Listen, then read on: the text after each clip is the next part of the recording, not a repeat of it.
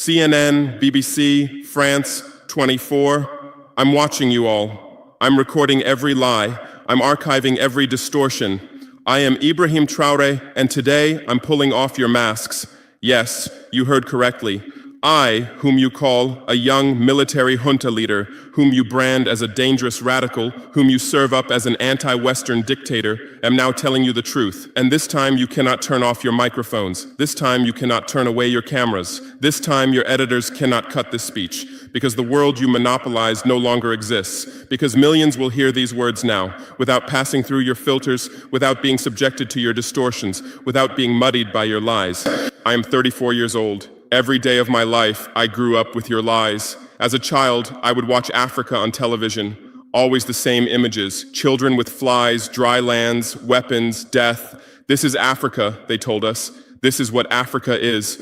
And we believed it. We were ashamed of ourselves. We were ashamed of our own lands, of our own people. But then I grew up. I read, I researched, I questioned, and I understood that the Africa you showed us wasn't real. The story you told us was a lie. The fate you imposed on us was a script you had written. For years, how have you portrayed Africa? How have you shown it? How have you sold it to your viewers? As if we were creatures who had no share of humanity, as if we were savages left outside of civilization, as if we were wretches waiting for you to save us. Every day, every hour, every minute, the same story plays on your screens.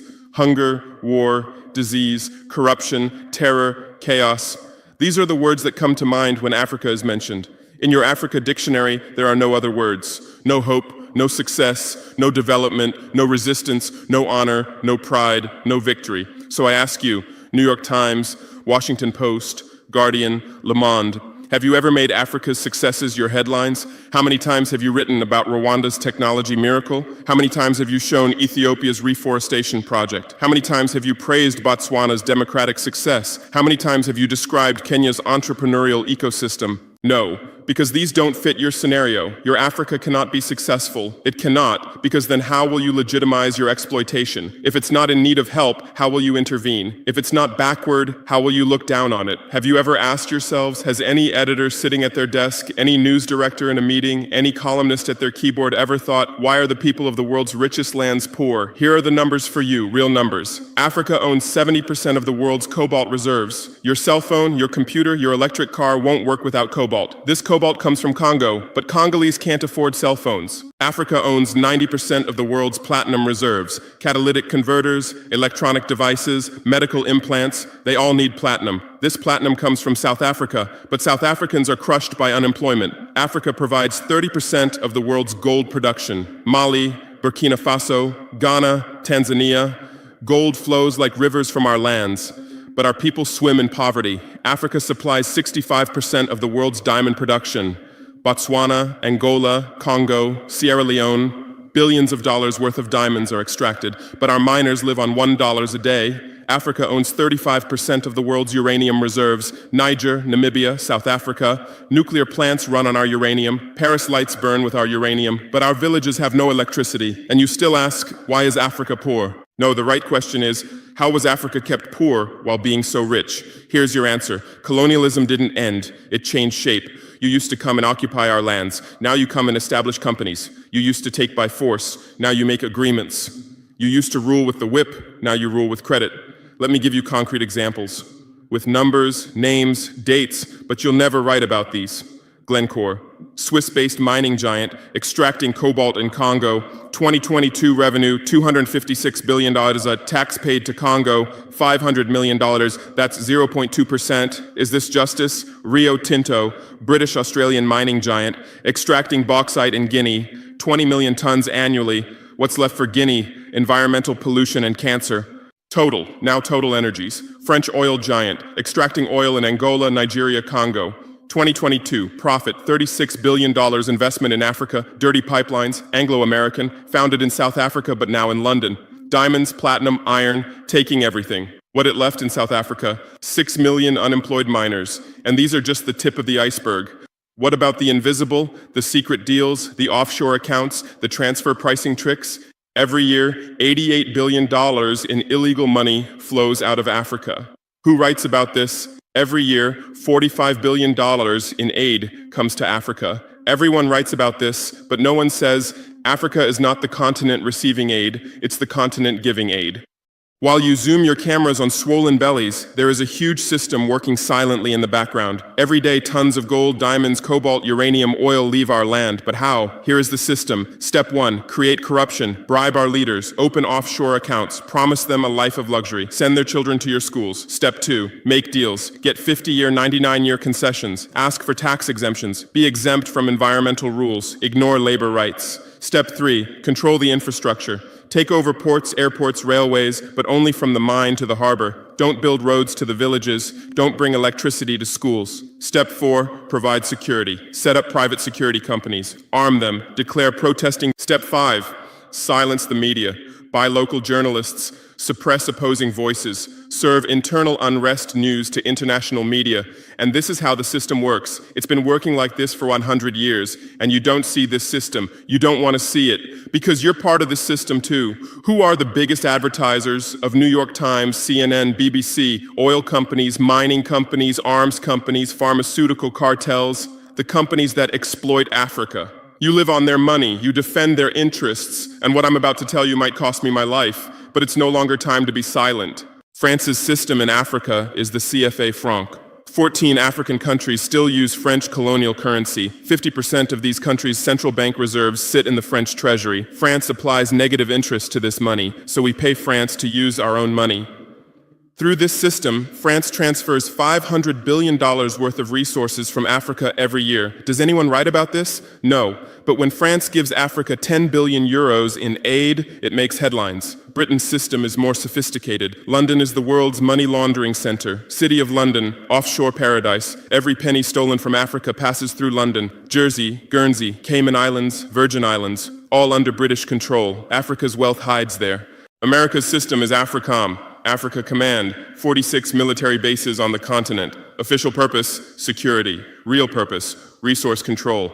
Drones in our airspace every day, listening devices everywhere. They say fighting terrorism, but it's not terrorists. It's people's leaders who are targeted. China is the new player, says win-win, builds infrastructure, gives credit, but in exchange for what? 99-year port concessions, mining rights, agricultural lands, debt-trap diplomacy, ask Sri Lanka, ask Zambia, and you write about none of this. Why? Because you're not free press. You're corporate press. Your bosses are billionaires. Jeff Bezos bought Washington Post. Why? For love of journalism? Rupert Murdoch's media empire, Fox News, Wall Street Journal, The Sun, The Times, all from the same hand, all giving the same message. West is good, others are bad. Carlos Slim is the largest shareholder of New York Times, Mexican billionaire. Where's his wealth from? Monopolized telecommunications, got rich off Latin America's back, now controls America's most respected newspaper. And you claim to do independent journalism? Who are your editors? Which schools did they graduate from? Harvard, Yale, Oxford, Cambridge? Always the same elite schools, always the same worldview, always the same prejudices. How are your reporters selected? How many languages does your Africa correspondent speak? French, English, that's all. Swahili, Hausa, Yoruba, Amharic, they don't know. They can't talk to the people. Your sources are always the same. Western diplomats, NGOs, experts, and then you come and lecture us. They killed Patrice Lumumba, January 12th, 1961. CIA agent Larry Devlin confessed. Belgian mercenaries executed. They dissolved his body in acid, took his teeth as souvenirs. In 2022, that tooth was returned from Belgium to his family after 61 years. And what did you say then? Chaos in Congo. You didn't ask about the killers. You didn't investigate CIA documents. You didn't write about Belgium's crime. They killed Thomas Sankara, October 15th, 1987. My hero, Africa's hope. Vaccinated 2.5 million children against measles and meningitis, planted 10 million trees, raised literacy rate from 13% to 73%, gave equal rights to women, banned FGM, ended corruption, sold Mercedes cars, used Renault 5, rejected IMF and World Bank. And most importantly, he said, we will not pay Africa's debts. We didn't make those debts. The puppets before us made them on behalf of colonizers. That's when he had to be killed, and they killed him. Who killed him? His best friend, Blaise Compaoré. With whose support? France. Want proof? Look at the Focart archives. Jacques Focart, France's Africa Affairs advisor. Everything is written there. And what did you say? Military coup in Burkina Faso. You didn't write about Sankara's dreams. You didn't tell about his projects. You didn't show his successes. You just said, another dictator died, Muammar Gaddafi. Yes, he was a dictator. Yes, he was ruthless. But what had he done in Libya? Per capita income $12,000, Africa's highest. Literacy rate from 25% to 87%. Life expectancy from 51 to 74. Free healthcare, free education, $50,000 for newlyweds, interest-free loans for home buyers, $5,000 for new births, gasoline 14 cents per liter, great man-made river, irrigation project to green the desert, and Gaddafi's real crime, dream of United States of Africa, African Central Bank project, African Investment Bank, African Monetary Fund, and most dangerous, gold dinar, refusing to sell oil for dollars. October 20th, 2011, lynched in Sirte, Hillary Clinton laughed. We came, we saw, he died. Now look at Libya. 3 different governments, endless civil war, ISIS, Al-Qaeda running wild slave markets exist. Even CNN showed in 2017 oil being looted, weapons depots emptied, spread across Sahel. Do you call this democracy? Do you call this freedom? Do you call this success? And whose turn is it now? The Sahel, Mali, Niger, Burkina Faso. You want to make us Libya too. You want to make us Syria. You want to make us Iraq. But not this time, because we've awakened, because we've learned, because we've united. Operation Barkhane, France's Sahel Adventure, 2013-2022. Official purpose, fighting terrorism. Real purpose, resource control, 5 through 100 French soldiers. €1 billion annual budget. What's the result? 2013, 500 terrorists in Mali. 2022, 5,000 plus terrorists in Sahel. 10-fold increase. What kind of success is this? But what were French soldiers doing? Protecting Niger's uranium mines for Areva, Orano, securing oil pipelines for Total, controlling ports and railways for Bolloré, and fighting terrorism? No, the opposite. Terrorists couldn't come within 50 kilometers of French soldiers, but they could easily burn our villages. Why? Because chaos served their purposes. If there's chaos, they could stay for security reasons. MINUSMA, UN peacekeeping force. In Mali, 15,000 soldiers, 1.2 billion annual budget. 10 years, result, 300 plus. UN soldiers died. Thousands of civilians died. Terror didn't decrease, it increased. And now you say Wagner is dangerous. Russians are taking over Africa. Wagner came, 1,000 soldiers. What happened in 6 months? Terrorists fled, villages are safe, mines are working, people are at peace. What's the difference? Wagner is an ally we invited. France is an occupier who came by force. Wagner follows the agreement. France blackmails, Wagner brings results. France produces excuses, but you don't write the truth. You say Russian mercenaries. Well, what is French Légion étrangère? Aren't they mercenaries? What is American Blackwater Academy? What is British G4S? What is Israeli Black Cube? They are security companies. Wagner is a threat. Why? Because Wagner isn't yours. And the terrorism issue, who created this terror? Who founded Al-Qaeda?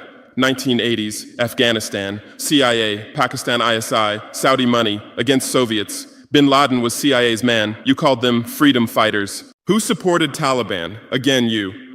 Heroic mujahideen against Soviet occupation. You gave weapons, gave money, gave training, then you lost control. How was ISIS born? 2003, Iraq invasion. You toppled Saddam. You disbanded the army. You banned Ba'ath Party. You tortured in Abu Ghraib, and those people became ISIS. Then Syria. You said Assad must go. You said moderate rebels. You gave weapons. Those weapons went to ISIS, went to al-Nusra. You destroyed Libya. Who looted Gaddafi's weapon depots? Where did those weapons go? To Mali, to Niger, to Burkina Faso, to Nigeria, to Chad?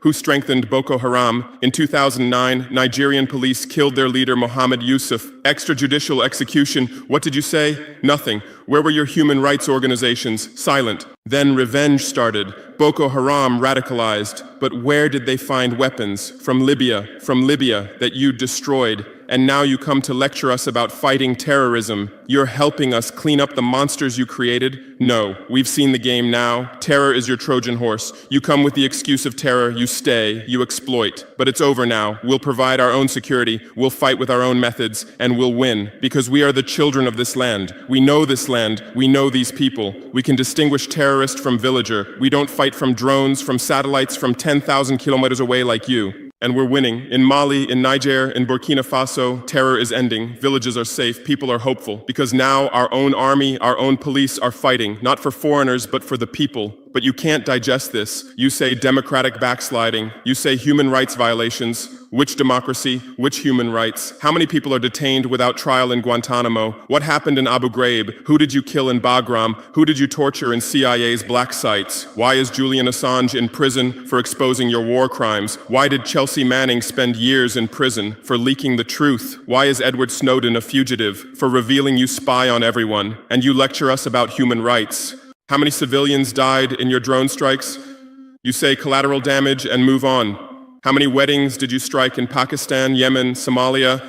How many schools did you bomb? How many hospitals did you burn? And you teach us the laws of war? Look, I come from war. I know the front. I've seen death. I've carried wounded soldiers. I've consoled mothers of martyrs. And I tell you, a real soldier protects his people. A real soldier doesn't harm civilians. A real soldier fights with honor. Your mercenaries, your drone pilots, your special forces, they're not soldiers, they're killers. They kill people by pressing buttons from 10,000 kilometers away, then go home and play with their children. We don't fight like that. We look our enemy in the face. We protect civilians. We fight with our honor. We die with our honor. And we'll win. Because the righteous win. Because those who fight with their people win.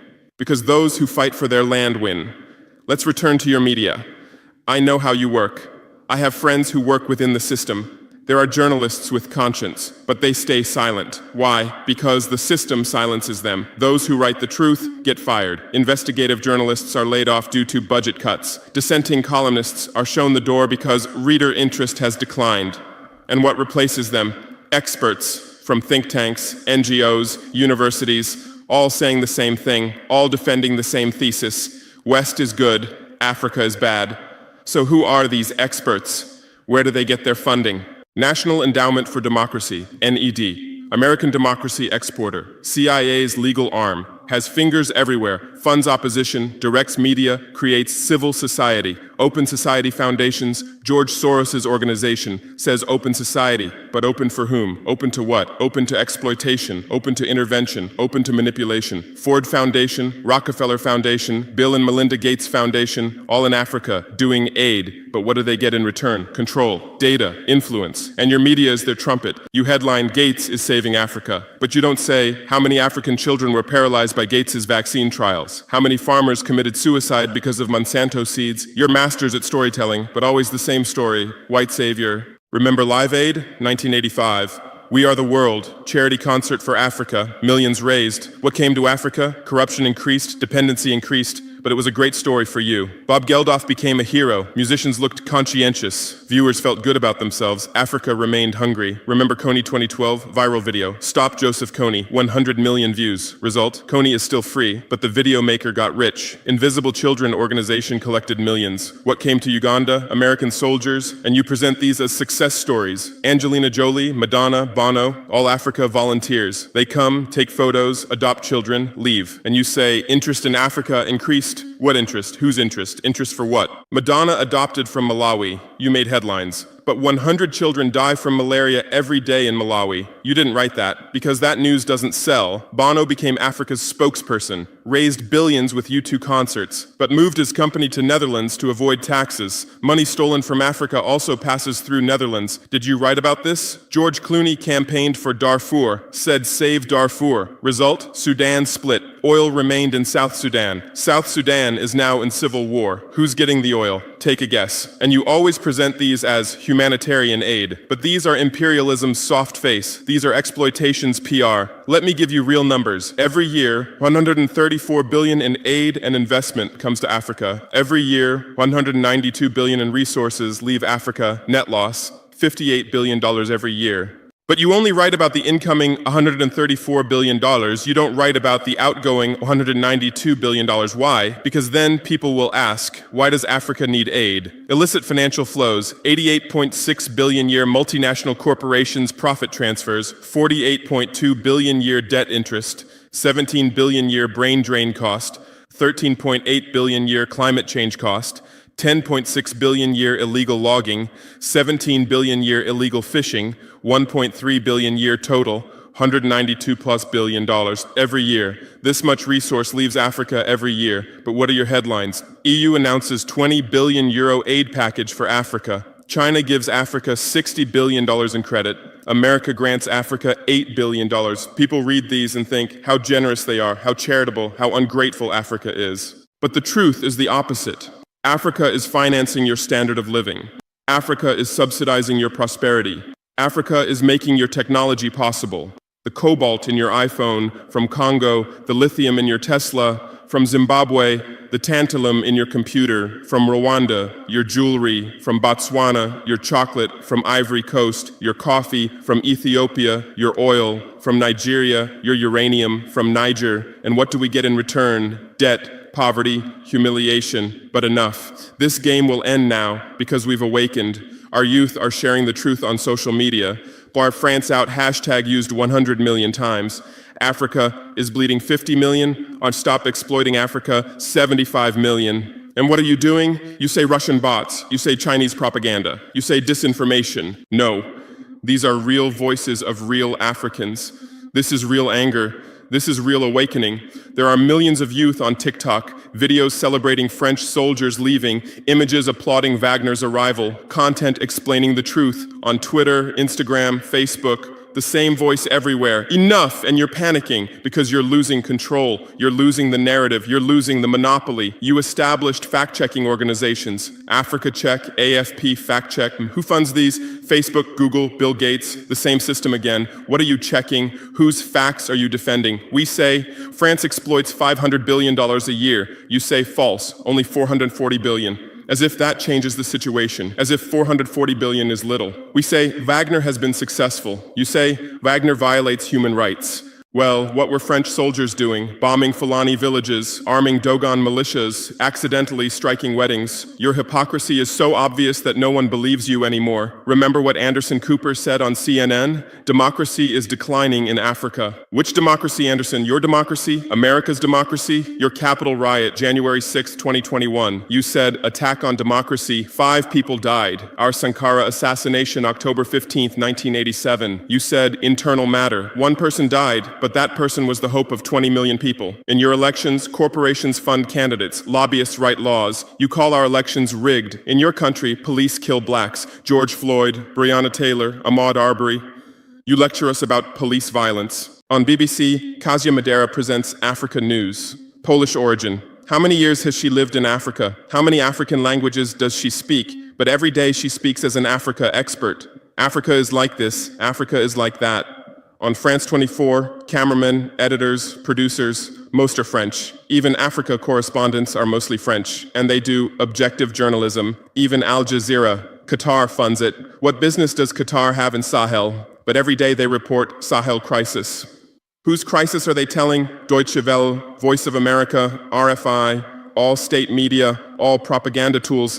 But they play the role of independent media, and our local media, most are sold out. Most are cowards, most are dependent. Le Pay's newspaper in Burkina Faso, who's the editor? Where did he get his education? Where does he get his funding? Who are his advertisers? We know the answers, all tied to the same system, all serving the same master. But a new generation is coming. Bloggers, YouTubers, podcasters, they have no masters, they have no fears. James Coco, Natalie Yam, Kemi Seba, they have millions of followers. They tell the truth, they expose the system, and you label them as extremists. You try to shut down their Twitter, you restrict their YouTube, but in vain. Truth cannot be stopped. You close one channel, 10 open. You silence one voice, 1,000 rise. Here's my final message to you. Your lies are ending. Your empire is collapsing. Your monopoly is breaking. And what's replacing it? Truth, justice, freedom. Africa is no longer your story. Africa is writing its own story, filming with its own camera, telling in its own language. And in this story, you're not heroes, not saviors, not benefactors. In this story, you're the guilty ones, colonizers, liars, thieves. But you still have a chance. You can still change. You can still stand on the right side. There are journalists with conscience among you. I know. I recognize them. We talk. I call out to them. Gather your courage. Write the truth. Rebel against the system. You might get fired. You might become unemployed. You might be threatened. But you'll be on the right side of history. You'll look at your children's faces without shame. Your conscience will sleep peacefully. And Africa won't forget you. Africa remembers its friends and its enemies. Be like Edward Snowden, be like Julian Assange, be like Daniel Ellsberg, stand with the truth, or continue with your lies, continue with your blindness, continue with your complicity, but know that your end is coming. Your viewers are decreasing, your credibility is eroding, your power is depleting. The new generation doesn't believe you, the new generation doesn't listen to you, the new generation rejects you, and that new generation in Africa is 600 million people, 60% under 25 years old, educated, connected, angry. They are my army, they are my weapon, they are my victory, and with them we're building a new world, a world without lies, without exploitation, without humiliation. In this world, Africa will be free, Africa will be strong, Africa will be a leader. And you'll remain just as a bad memory, a shameful footnote, a cautionary example. Future generations will read in history books. At the beginning of the 21st century, there were some media organizations. They lied, they served exploitation, then Africa awakened and they disappeared. That's your end. Inevitable, unchangeable, certain. I am Ibrahim Traore, not Burkina Faso's leader, but its servant, not Africa's dictator, but its child, and not your nightmare, but your mirror. Look well at this mirror. See yourself, see your lies, your hypocrisy, your crimes, and prepare, because Judgment Day is coming. Africa is awakening. The world is changing. Justice is manifesting. And you'll just watch. You won't be able to do anything else. Because history is on the side of the people. Truth is on the side of the oppressed. God is on the side of those who persevere. And we persevered. We persevered for 500 years. Now it's time for victory. Your lies are finished.